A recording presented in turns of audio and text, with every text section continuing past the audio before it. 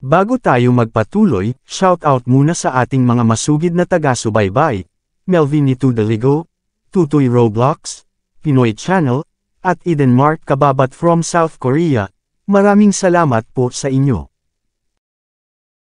Kabanata 2641. Ding, ding, ding. Ang granada ay nahulog sa lupa at gamulong ng maraming beses, ngunit hindi ito sumabog. Sa halip, nananatili itong nakatamba sa isang lugar. Ang mga tao ay basang-basa sa malamig na pawis na nanginginig sa takot. Hindi ito sumabog. Excuse me, dapat sira ang isang ito. Nagpakita ng gulat na ekspresyon si Harvey bago inalis ang isa pang granada sa dibdib ni Luis at tinanggal ang safety pin. Pakakawalan ko. Ihuhulog ko ito ngayon din. Bago pa man makapag-react si Luis, agad na tumalon si Caitlyn sa pinagtatagwan at sumigaw ng pagsuko. Walang gustong mamatay. Ayokong mamatay. Si Caitlyn ay hindi na makakaya, lalo na pagkatapos maahit sa malapit na kamatayan. Maayos ang takbo ng kanyang buhay. Siyempre ayaw niyang mamatay na parang aso dito. Huminga ng malalim si Luis, namumula ang kanyang mukha. Kasabay nito, naamoy niya ang amoy na lumabas sa kanyang katawan. Gusto niyang iuntog ang ulo niya sa lupa. Hindi niya akalain na magiging ganito siya katakot sa buong buhay niya. Sa pamamagitan ng isang tawag sa telepono mula kay Caitlyn, ilang mga bodyguard ang naglabas kay Irene kaagad pagkatapos. Ang kanyang mukha ay ganap na nawala ang lahat ng kulay, ngunit siya ay hindi nasaktan. Pagkatapos ng lahat sila ay mga taong may reputasyon. May mga bagay na kahit si Caitlyn ay hindi naglakas loob na gawin. Humakbang si Leslie at Yona sa harapan ni Irene, nalilitong makita si Harvey. Aaminin ko ang pagkatalo ko sa pagkakataong ito. Matapos makita ang pagbabago ng sitwasyon, si Luis ay nagsuot ng mapang-uyam na ekspresyon. May masangsang na amoy pa rin sa katawan niya. Gusto mong lumuhad ako at humingi ng tawad. Gagawin ko yan, pero may lakas ng loob ka bang tanggapin? Kahit na pagkatapos ng lahat, sinubukan pa rin ni Luis na takutin si Harvey. Gayunpaman, hindi inakala ni Irene na gagawin talaga ni Luis ang bagay na iyon. Kalimutan mo na, Sir York, instinct niyang sabi. Inangat ni Caitlyn ang kanyang ulo upang makita ang mukha ni Harvey nang marinig ang pangalan. Nang inag ang buong katawan niya sa revelasyon. Ikaw ito. Harvey, sigaw niya. Kung pipilitin mo siyang Master Castro na gawin ito, hahabulin ka ng Parson at Castro hanggang sa dulo ng mundo. Sinabi ko na sa iyo. Pakawalan mo na siya, lumuhad ka, at humingi ng tawad. Hindi mo maaaring makaligtaan ang alinman sa kanila. Nakakahiya para sa akin kung hindi siya lumuhad. Sampal. Humakbang pasulong si Harvey at walang pag-aalinlangan na sinipa si Luis sa lupa. Kasabay nito, ipinatong ni Harvey ang kanyang paa sa likod ni Luis at tinapakan siya, napilit siyang pinababa. Ang tanawin ay nagdulot ng pagkagulat sa buong karamihan. Kung ang paghagis ni Harvey ng granada ay isang matapang na gawa. Tunay na nangingibabaw ang pagsipa kay Luis sa lupa at pagpilit na lumuhad. Sa pag-iisip nito, napagtanto ng lahat na hindi si Luis ang may kontrol noong gabing iyon. Si Harvey iyon. Hindi mahalaga kung sino si Luis o si Caitlyn. Baka magagamit nila si Irene para makamit ang kanilang mga layunin. Ngunit maliban sa sinipa at madurog ni Harvey, wala silang naabot. Natahimik ang karamihan. Napatulala ang lahat. Hindi nila alam kung ano ang dapat nilang i-react. Ilang mga tao na nakasuot ng tradisyonal na damit ang nagtakip ng kanilang mga bibig sa oras na nagpipigil sa pagsigaw. Sorry, mahinahong sabi ni Harvey, tinapakan si Luis. Halos lumubog ang mukha ni Luis sa lupa sa sandaling ito. Nang maramdaman ang hangarin ng pagpatay kay Harvey, nang agat ang kanyang mga ngipin at pinilit ang sarili na iluwa ang mga salitang, I'm sorry. Napangiti si Harvey matapos marinig ang mga katagang iyon. Dahan-dahan niyang itinaas ang kanyang paa at pinakawalan si Luis. Hindi rin agad nakatayo si Luis. Lumuhad siya, tuwid ang likod habang pinapayupi si Harvey na may mapang-asar na tingin. Mukha siyang halimaw. Harvey, so ikaw si Harvey. Mabuti. Tatandaan ko ang lahat ngayon. Dapat mong malaman na palaging may mas malakas kaysa sa iyo, Harvey. Talagang aayusin ko ang score sa iyo para sa nangyari ngayong gabi. Humalaklak si Harvey. Alam mo ba kung ano ang pinakaayaw ko? Mga taong nagsasalita ng malaki. Agad namang hinawakan ni Harvey si Luis sa leeg. Walang pag-aalinlangan, na inilagay niya ang granada ng walang pin sa bibig ni Luis. Dahil napakalaki mo magsalita, mas mabuting itago mo ito. Kung magsasalita ka ulit, hindi mo ako dapat sisihin kung sumabog ang sanggol na ito. Inabot ni Harvey at tinapik-tapik ang mukha ni Luis. Sana, mabuhay ka pa kapag nakita mo ulit ako. May gustong sabihin si Luis, pero nakatitig lang siya kay Harvey sa inis. Casual na sinipa ni Harvey si Luis sa lupa. Ginawa ni Luis ang lahat para hindi sumabog ang dalawang granada. Ang pangit ng mukha niya at sobrang lungkot. Hindi mapigilan ni Harvey na matawa sa tanawing ito. Sa lumalabas, hindi rin ganoon kahanga ang taong sinasabing nasa bingit ang kanyang buhay. Si Caitlin, hindi na natatakot mamatay, sumugod sa labas at pinandilatan ng mata si Harvey. Ang swerte mo sa pagkakataong ito, Harvey. Ngunit sumusumpa ako sa Diyos. Maghihiganti ako sa lahat ng insulto na ibinigay mo sa akin. Maghintay ka lang, ako. Sampal. Bago pa matapos ni Caitlin ang kanyang pangungusap, inilapat na ni Harvey ang kanyang palad sa kanyang mukha. Wala kang karapatang magsalita dito. Lumuhod. Lumuhod si Caitlin, puno ng pagkamuhi ang mukha niya. Hindi lamang ganap na walang paraan upang tubusin ang kanyang pagmamataas sa harap ni Harvey, ngunit muli siyang napahiya. Tumawa si Harvey, walang sinabi, bago umalis sa Emerald Club kasama ang iba. Tinitigan ni Caitlin ang likod ni Harvey na may mapaghiganti na ekspresyon. Maya-maya, galit na itinulak ni Luis ang safety pin pabalik sa kanyang granada. Lumala ang kanyang ekspresyon, na nagpapakita ng paghamak at pangungutya. Nagpunta si Harvey sa Emerald Club. Naasar si Luis sa kanyang sarili sa pagkatakot. Ang reputasyon ng pamilya Parson ay ganap na nasira. Nasampal na naman si Caitlin sa mukha. At ngayon mo lang sinabi sa akin ang lahat ng ito. Sa tindahan ng bulaklak ng Victoria Harbor, natigilan si Vince na nakaupo sa couch sa tabi ng bintana. Tinakpan ng dilim ang mukha niya nang makatanggap siya ng balita. Sinulyapan siya ni Lexi habang naggugupit ng ilang bulaklak gamit ang gunting.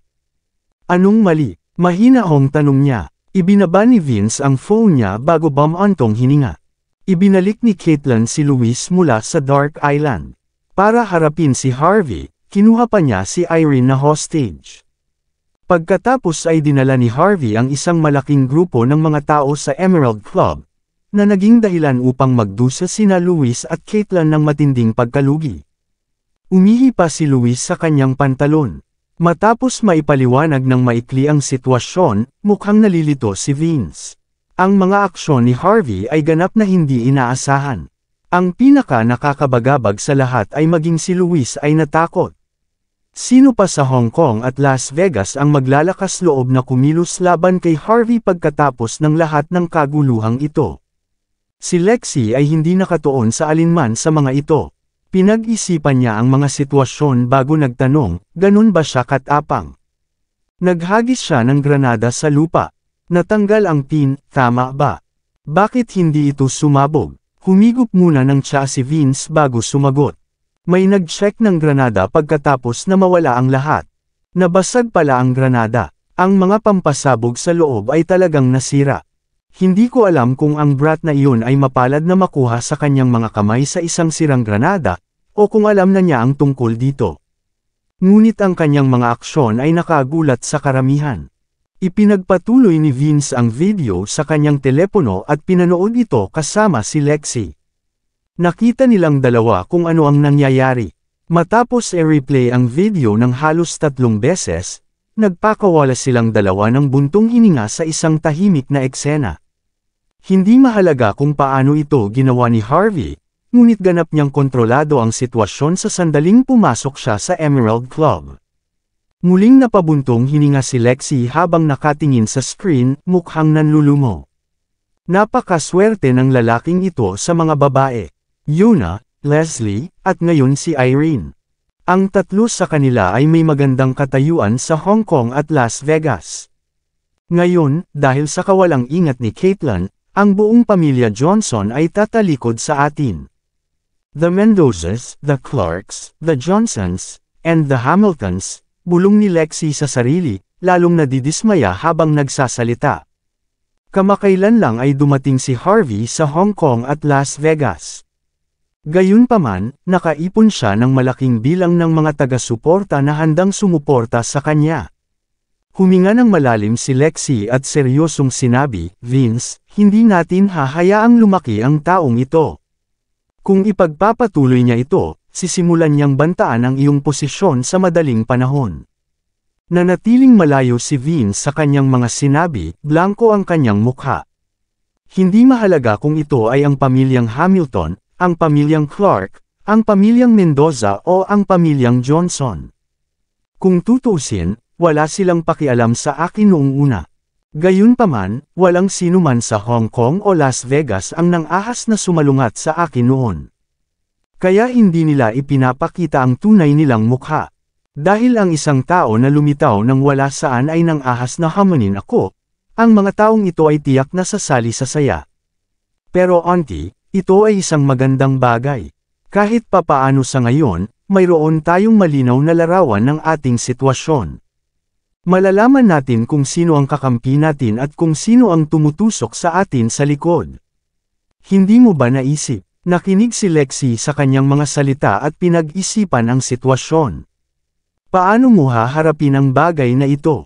Paano? Nagpapanggap na ignorante, syempre, sagot ni Vince, kalmado gaya ng dati. Hindi ba sinubukan ni Caitlin at Luis na sugpuin ang insidente mula sa masa? Sayang, walang paraan na maitatago ang isang bagay na ganito kalaki kapag nangyari na. Ilagay ang video ni Luis na asar sa kanyang sarili sa mga headline bukas. Sa tingin ko yun ay gagawa para sa isang talagang kawili-wiling clip. Natawa si Lexi sa sinabi ni Vince. Parang pamilya niya lang. Walang makakakontrol dito. Ang bawat isa sa kanila ay walang ingat na masamang tao na may napalaki na ego na nagsusumikap para sa kadakilaan. Mas mainam kung ilihim ang mga pangyayari ng gabing iyon. Ngunit kung iyon ay magiging headline na balita at makuha ang atensyon ng mundo, tiyak na sasalakayin ng buong pamilya Castro si Harvey at gagawin siyang target. Kinabukasan, pumatak ang mahinang ulan mula sa kalangitan sa Emerald Club, kung saan naganap ang salungatan. Ang Hong Kong ay natatakpan ng madilim at madilim na ulap, na nagpapakita ng hindi komportableng tanawin. Lumabas si Harvey sa isang kwarto ng Dragon Palace branch bago dumiretso sa sala. Nakasandal si Edwin sa upuan, na may kalmadong ekspresyon sa mukha. Parang may malalim siyang iniisip, o may hinihintay lang. Medyo iba ang itsura ni Edwin kumpara kanina. Ang dati niyang mayaman at walang ingat na playboy na ugali ay napalitan ng marahas na karahasan. Hindi pa siya naging seryoso sa kanyang buhay. Gumaan ang pakiramdam ni Harvey. Mukhang sulit ang mga aralin noong gabi.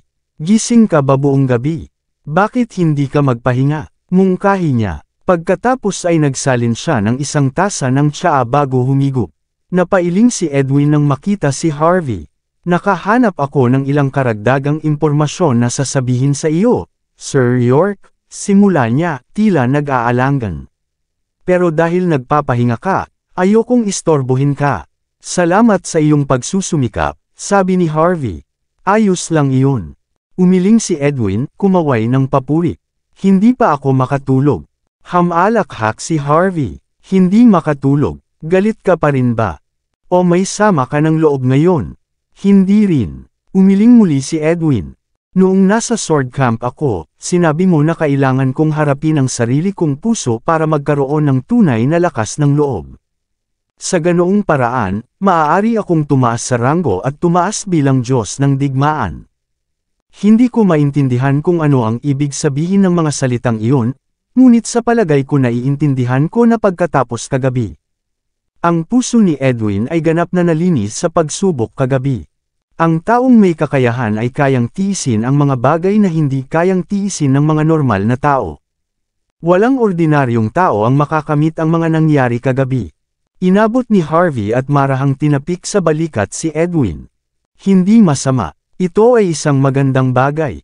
Kapag tiningnan mo ang iyong puso at naging tapat ka sa iyong sarili, malalaman mo kung ano talaga ang gusto mo.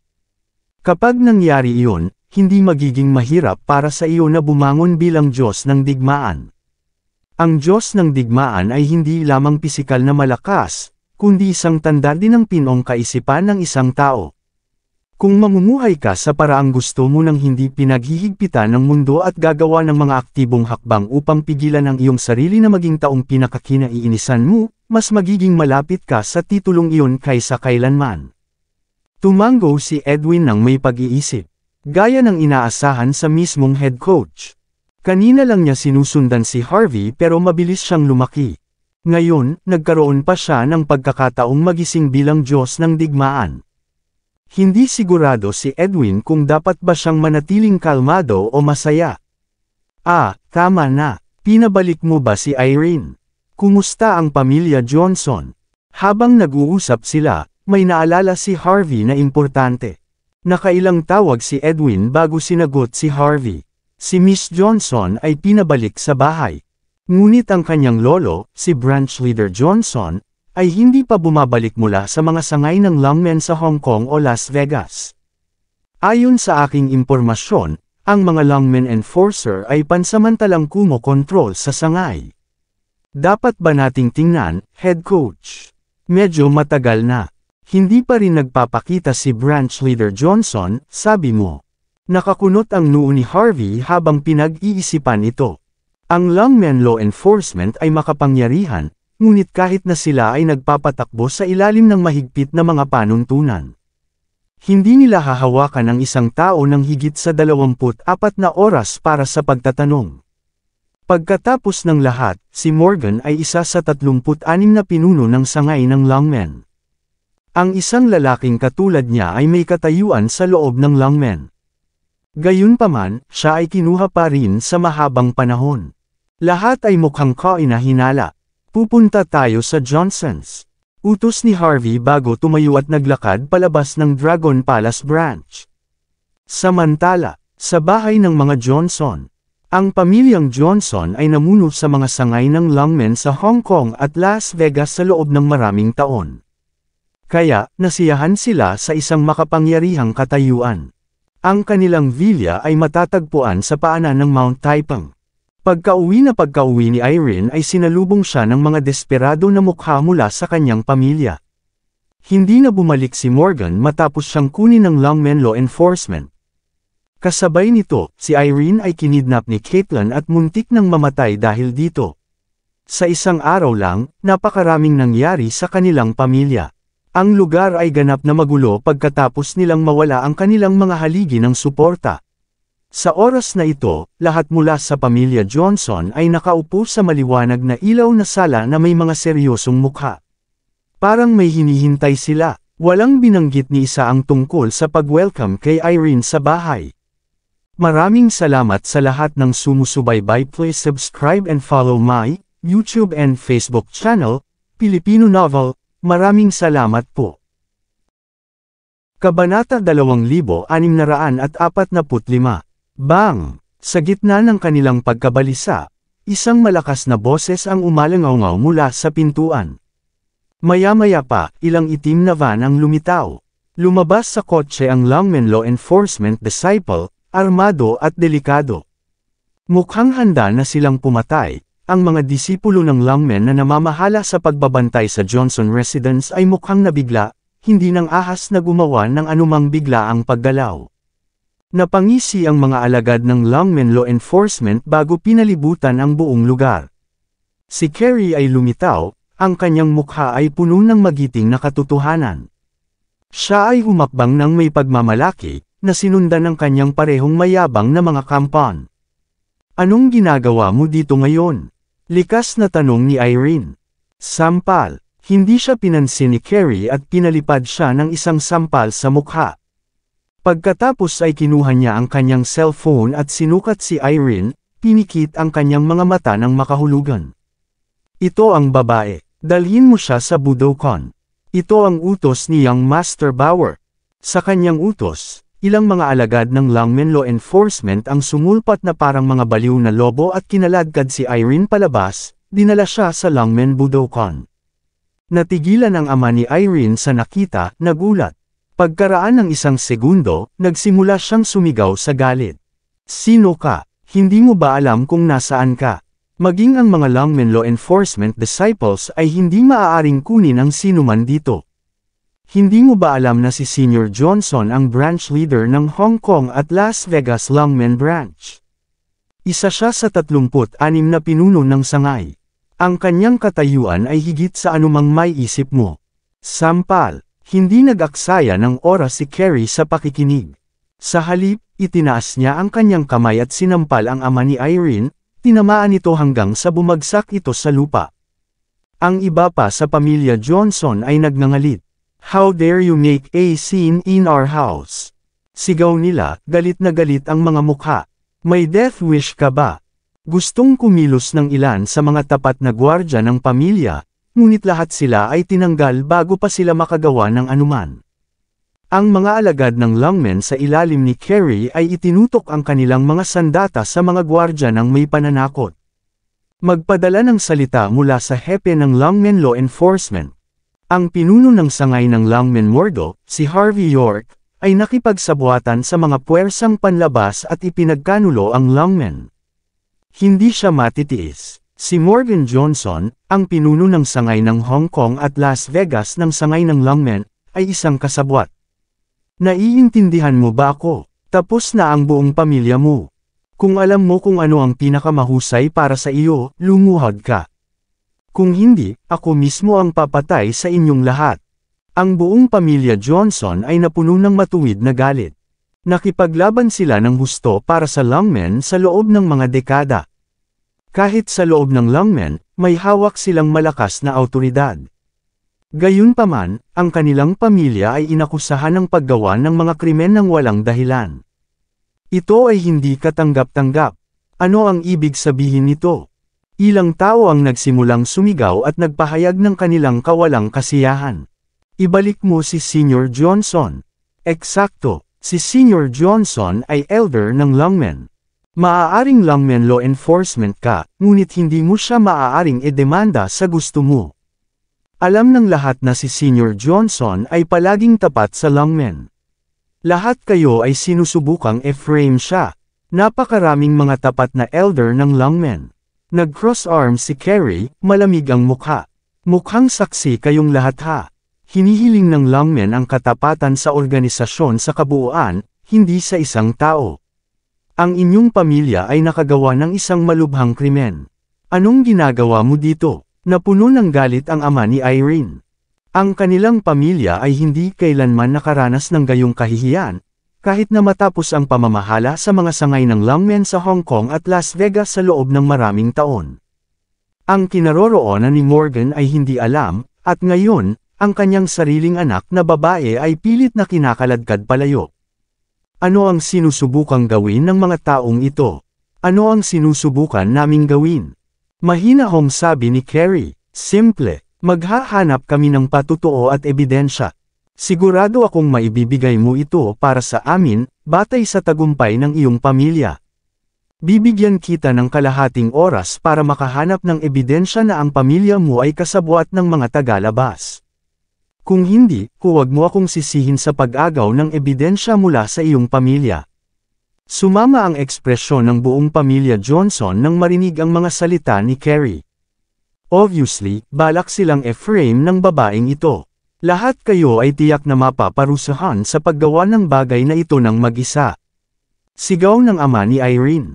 Sampal. Pinalipad siya ni Carrie na may isa pang sampal sa mukha. Halika, sabihin mo sa akin kung anong parusa ito. Halugugin ang lugar na ito. Gumalaw kayong lahat. Gusto kong makakita ng patunay. Ang mga Lungmen Law Enforcement disciples ay nagsimulang maghanap sa bawat silid ng walang humpay. Lahat sila ay parang mga mahinang kriminal na nagnanakaw ng bawat bagay na may halaga na kanilang nararanasan, habang sinasamantala ang pagkakataong kapain ang mga babaeng gusto nila sa daan. Gustong pigilan sila ng ilang lalaki mula sa pamilya, ngunit lahat sila ay sinipa sa lupa bilang pagganti. Ang mga tao mula sa pamilya ay sinanay, ngunit ang mga ordinaryong lungmen na disipulo na tulad nila ay hindi katugma sa lungmen law enforcement. Di nagtagal, ang bawat mahalagang bahagi ng pamilya Johnson ay inalis. Gayunpaman, walang mga palatandaan sa tinatawag na ebidensya. Makipag-usap, nasaan ang patunay? Hinawakan ni Carrie sa leeg ang ama ni Irene, malakas itong binuhat. Ibigay mo sa akin, o papatayin kita ngayon din. Kung tutuusin, alagad ka ng lungmen. Kaya ko nang wakasan ang buhay mo, at masasabi kong nilabag mo ang lungmen law enforcement. Kung alam mo kung ano ang pinakamahusay para sa iyong sarili, dapat mong malaman kung ano ang gagawin ngayon. Maaari mo ring pirmahan ang pag-amin na ito. Binato ni Carrie sa kanya ang papel na inihanda niya kanina. Ang ama ni Irene, gayunpaman, ay tumawa. Gusto mo pirmahan ko ito? Walang pagkakataon. May sasabihin ako sa iyo. Ang mga Johnson ay palaging tapat. Kayong mga law enforcement na bastard ay hindi kami magagawang e-frame sa ilang salita lang. Kapag bumalik si Senior Johnson, babayaran ninyong lahat ang presyo. Bang! Ibinagsak ni Carrie ang ama ni Irene sa lupa bago umungol, malaki ang usapan ngayon, Makinig ka sa akin. Baliin ang mga paa ng lalaking ito ngayon din. Sigurado akong hindi lahat sa pamilyang ito ay kasing tapang niya. Hinaway ni Carrie ang kanyang kamay, at agad na sumugod ang kanyang mga kampan. Nagpumiglas ang ama ni Irene na bumangon, ngunit paulit-ulit na sinipa. Isang alagad pagkatapos ay humakbang pasulong bago inilabas ang kanyang kaliwang kamay. Napasigaw siya sa sakit, nabali na ang kaliwang kamay niya. Ilang taon nang nagsasanay ang ama ni Irene, ngunit hindi pa rin niya nakayanan ang sakit. Baliin mo rin yung isa. Kung hindi sapat ang isang kamay, baliin ang kabilang paa. Gusto kong makita kung sino pa ang may lakas ng loob na sumalungat sa ating investigasyon. Hayaan mo akong sabihin sa iyo. Kung sasabihin kong may kasalanan ang pamilya mo, iyon lang ang totoo. Naglakas loob ka bang sumalungat sa aking kalooban? Sino ka sa tingin mo? Maging ang Diyos ay hindi na maililigtas ang iyong pamilya ngayon. Bilang sumusuporta kay Harvey, mamatay kayong lahat. Nang marinig ang mga salitang ito, mas maraming disipulo ang humakbang ng may malungkot na ngiti. Dati na silang natalo kay Harvey pero ngayon, puno na sila ng lakas. Ang tanging naisip nila ay tubusin ang kanilang pagmamataas sa pamamagitan ng pagsira sa pamilyang Johnson. Bang! Akmang kikilos na ang mga alagad niya, ay agad na sinipa ang pinto. Ang sinaunang tansong pinto ay lumipad palabas, bumagsak sa lupa.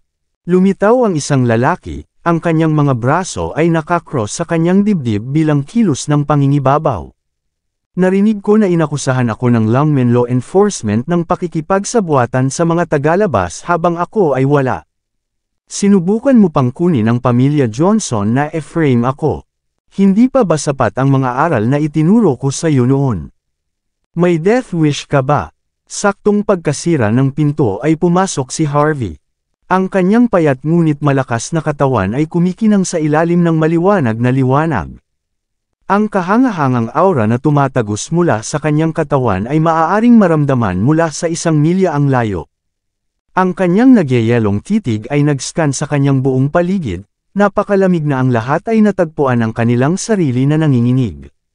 Nakita ng mga Johnson ang mga larawan ni Harvey. Nang makita siya rito, lahat sila ay yumuko ng may paggalang. Tagapamahala ng sangay ng lungmen, Mr. York. Nataranta ang lahat nang makita si Harvey dito. Dati, ayaw ng mga Johnson na ipagtanggol ni Morgan si Harvey. Gayunpaman, ngayon, siya ang nagligtas sa kanila nang ang kinaroroonan ni Morgan ay ganap na hindi alam. Naguguluhan sila. Sa wakas nandito ka na, Harvey. Akala ko hindi ka na maglalakas loob na lumabas sa sangay ng Dragon Palace pagkatapos ng lahat ng nangyari. Nagulat si Carrie matapos makita ang hitsura ni Harvey. Sa bagay, 2 beses na siyang sinampal ng lalaki ng malakas. Hindi niya inaasahan na magpapakita si Harvey. Noong una, parang nalilito pa siya. Gayunpaman, hindi nagtagal ay bumalik siya sa kanyang katinoan. Sigurado siya, ibang-iba na siya sa dati. Sa pagkakataong ito, nagkaroon siya ng suporta ni Young Master Bauer. Kahit gaano pa kalakas si Harvey, siguradong hindi siya kalaban ni Young Master Bauer. Hindi na nag-alinlangan, huminga ng malalim si Carrie at ibinalik ang kanyang mataas at makapangyarihang kilos. Pinikit niya ang kanyang mga mata at binyantaan si Harvey. Nandito ka na ba sa wakas para ipagtapat sa amin ang iyong mga kasalanan, Harvey? Binago mo talaga ako. Sumuko ka ba pagkatapos marinig na ang anak ng pinuno ng Longmen Law Enforcement ay pupunta sa Hong Kong at Las Vegas para magdesisyon? Duwag ka, anak ng pinuno. Sino siya? Kumunot ang noo ni Harvey. Tumawa si Carrie. Nagpapanggap ka pa rin ba, Harvey? Si Ken Bauer, o Young Master Bauer, ay kilala sa buong Floatwell. Hindi lamang siya kamag-anak sa isa sa nangungunang 10 pamilya, ang pamilyang Bauer, ngunit ang kanyang ama ay pinuno rin ng makapangyarihang Longmen Law Enforcement. Ngayong nandito na siya, kinakatawan niya ang pinakamataas na awtoridad ng Longmen Law Enforcement. Tiyak na luluhod ka sa harap ni Young Master Bauer. Hayaan mo akong babalaan ka ngayon, kung hindi ka luluhod, mamamatay ka sa isang lubhang kakilakilabot na kamatayan. Binigyan ni Carrie si Harvey ng mapang-asar ng ngiti na may kumpiyansa. Kahit hindi man lang magbigay ng respeto si Morgan kay Samuel, hindi pa rin siya titigil sa kasiyahan kay Ken kapag nagkita na ang dalawa. Kahit gaano kalakas si Harvey, walang paraan para talunin niya si Ken. Kaya tumayo si Carrie sa harap ni Harvey ng may pagmamataas.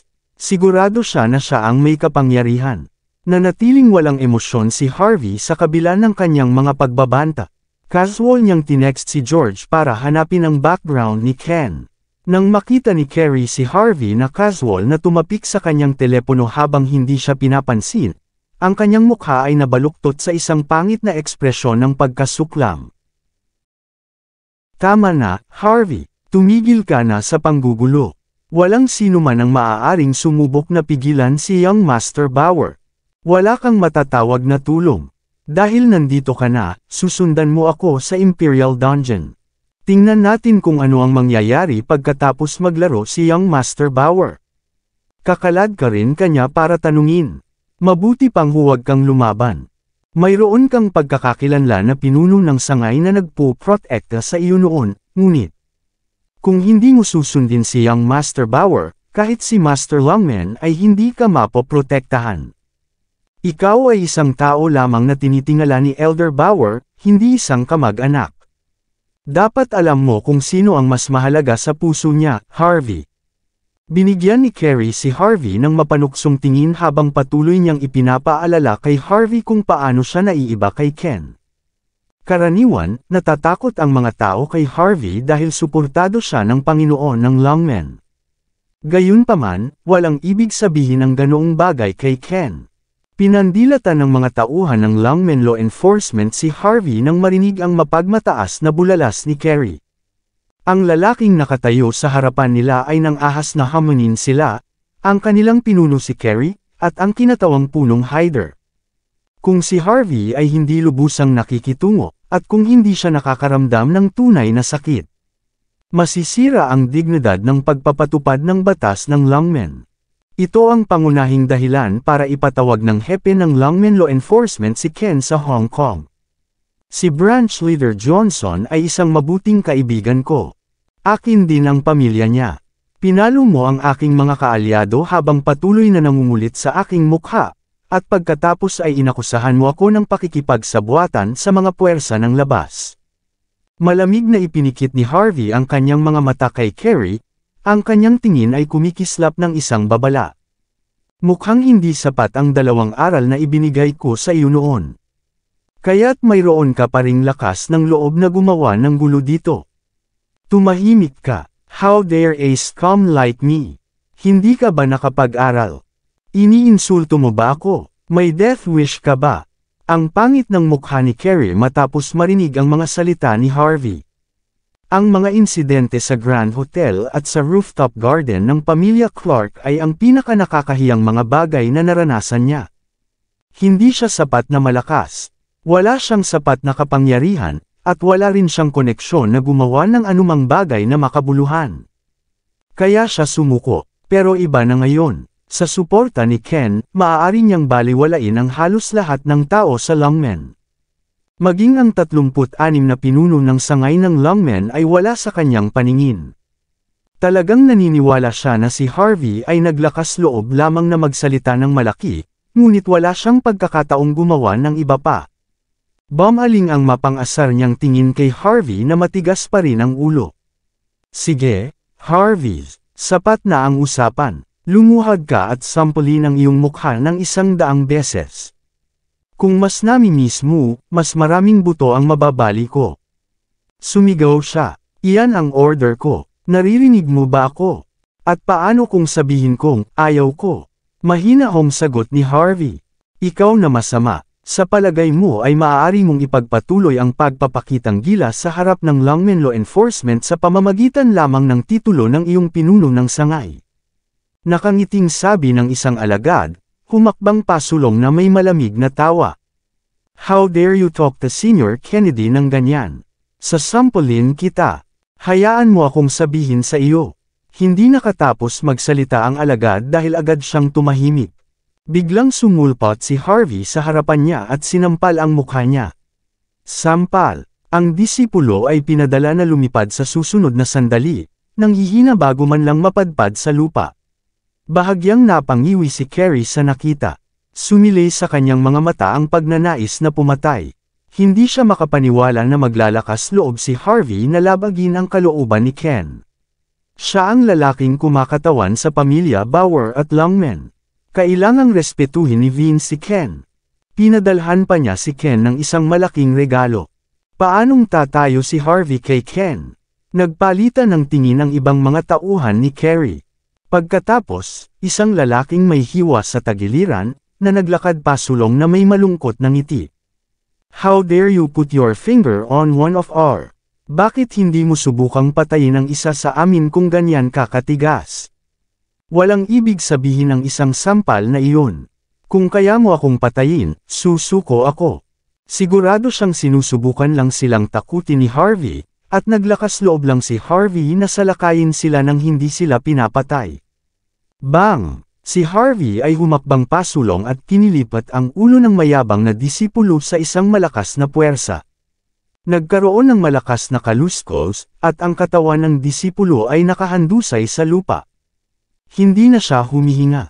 Ang hindi paniniwala at pagkabigla ay nakasulat sa buong mukha ng kanyang bangkay. Sa kanyang mga huling sandali, hindi pa rin siya makapaniwala na si Harvey ay matapang na talagang patayin siya. Ang lahat ay natigilan, ang kanilang mga mukha ay napalitan ng takot. Gusto mo bang mamatay, Harvey?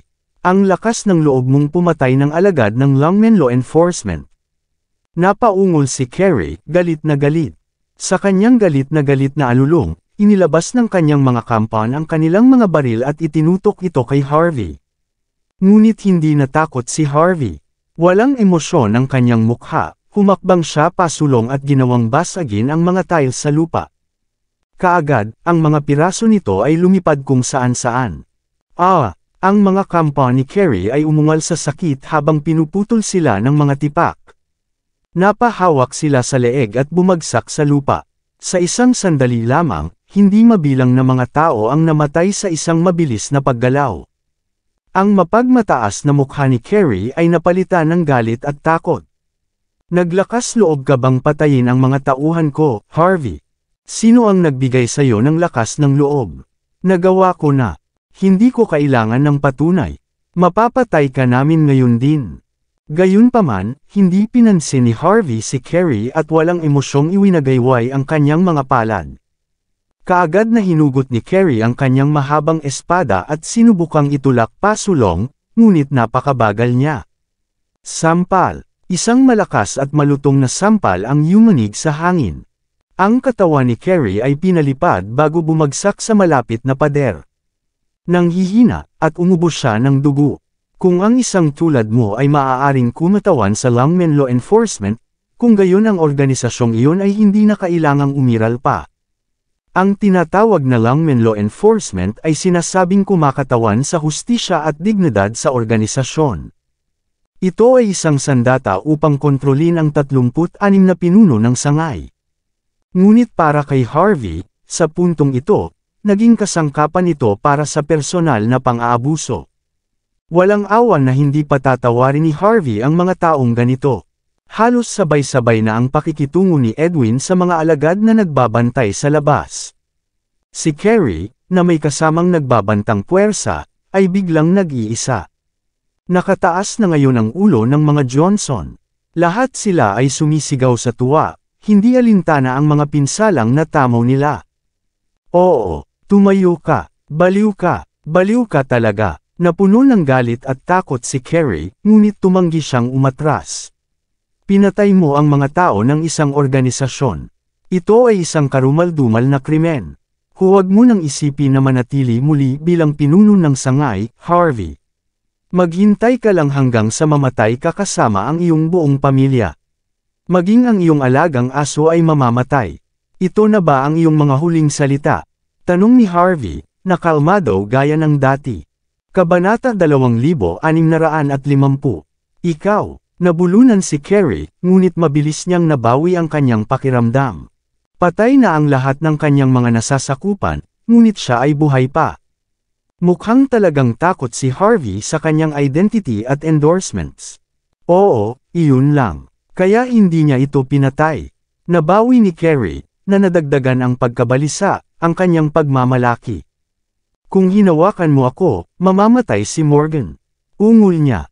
Sa totoo lang, nakakulong siya sa likod ng mga rehas sa Imperial Prison. Lahat ng ito ay dahil nasa tabi mo siya. Nabalitaan ko rin na niligawan mo si Irene noon. Ipinadala ko na siya sa higaan ni Young Master Bauer kalahating oras na ang nakalipas. Kung susuwain mo ako, papatayin ko rin siya pagkatapos niyang makipaglaro sa kanya. Ang iyong mga tao ay nasa aking mga kamay, at wala kang magagawa dito. Kaya tigilan mo na ang pagtatangka sa akin. Ni hindi mo ako mapapatay. Kung hindi mo ako papatayin, silang dalawa ay maaaring magkaroon ng maliit na pagkakataon na mabuhay. Ngunit kung papatayin mo ako at magalit si Young Master Bauer, ang buong pamilyang Johnson ay mamamatay kasama mo kapag siya ay nagpatuloy sa pagpatay. Pinapantayan ito ni Harvey ng malamig na titig. Hindi niya inaasahan na maraming mangyayari sa isang gabi lang. Kung hinawakan mo ako, mamamatay sila. Ang pagbabanta ni Carrie ay makikita. Si Harvey, gayunpaman, mahinang tumawa. Pagkaraan ng isang segundo, huminto siya at binigyan siya ng masamang tingin na mas malamig kaysa sa yelo. Gawin mo siyang pilay. Sumenya si Harvey, ang lamig ng mga salita niya. Sumunod si Edwin at agad na binali ang mga paa ni Carrie. Binalot ng takot ang kanyang mga mata, at nagsimula siyang sumigaw. Oh, napuno ang hangin sa kanyang mga daing sa sakit, at ang kanyang masakit na katawan ay nanginginig ng walang tigil. Anong ginawa mo? Hinding-hindi ka pababayaan ni Young Master Bauer dahil nabali ang aking binti. Pinananatili kitang buhay dahil gusto kong makita mo kung paano ko papatayin ang iyong mahal na Young Master Bauer, mahinahong paliwanag ni Harvey, na parang walang nangyaring kakilakilabot. Hindi ako kailanman naging laban sa Longmen Law Enforcement, ngunit patuloy kayong lumalapit sa akin para manggulo. Kung ganoon ang kaso, tutulungan ko si Hyder at linisin ang buong organisasyon para sa kanya. Vroom! Isang Toyota Prado na mabilis na tumatakbo patungo sa Hong Kong at Longmen Budokan sa Las Vegas. Nasa sasakyan si Harvey, at casual niyang dinil ang numerong nakuha niya kay Carrie. Pagkatapos ng 10 buong beep, isang malakas na hiyaw ang maririnig. Pagkatapos, isang iritadong boses ang nagmula sa nagsasalita. Anong problema mo, Carrie? Hindi mo ba alam na nakikipagsaya ako? Humihiling ka bang mamatay? Halatang naiinis ang lalaki sa kabilang dulo ng telepono. Tandaan na ipaalam sa mag-asawang Johnson, pagkatapos ay ibaba mo si Harvey. Naintindihan mo ba? Kung lalaban siya, kunin mo ang lahat ng mga disipulo ng Hong Kong at Las Vegas Longmen Branch para patayin siya. Walang paraan na matatalo niya ang napakaraming tao. Maaari pa nating lunurin ito sa ating laway sa pagkakataong ito. Ken Bauer, tama ba? It's me, Harvey, mahinahong sabi ni Harvey.